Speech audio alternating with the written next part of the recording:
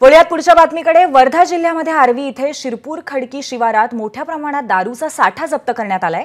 शिरपूर खडकी इथे अश्विन शेंडे यांच्या शेतातली ही घटना आहे। तब्बल 150 पेट्या परदेशी दारू शेतातील गोठ्यात आढळून आली आणि पोलिसांनी रात्री शेतात केलेल्या कारवाईमध्ये ही दारू जप्त करण्यात आली आहे।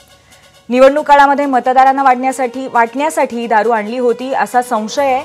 राष्ट्रवादीचे कार्यकर्ते तसंच खासदार अमर काळे यांनी दिलेल्या माहितीवरून ही कारवाई करण्यात आली आहे। निवडणूक काळात एवढी दारू सापडल्याची ही पहिलीच घटना आहे आणि आर्वी पोलिसांनी या संदर्भात गुन्हा दाखल केलेला आहे। आपले प्रतिनिधी एकनाथ चौधरी आपल्या सोबत आहेत। एकनाथ, नक्की काय प्रकारे भरपूर दारूचा साठा इथे आढळलेला आहे, त्यात नक्की कुठून आलाय तो ते कळलंय का? रात्रीच्या दरम्यान हा जो प्रकार आहे हा प्रकार काही कार्यकर्त्यांना लक्षात आला, नागरिकांना लक्षात आला। त्यानंतर याची जी माहिती आहे ही माहिती पोलिसांना देण्यात आल्याची माहिती समोर येते आहे आणि त्यानंतर पोलिसांनी मध्यरात्री 2च्या सुमारास ही कारवाई केल्याचे समोर येते आहे। तर यामध्ये शेतात हा जो दारू सापटा सापडला हा नेमका कुणाचा असा एकूण प्रश्न त्या ठिकाणी उपस्थित झाला।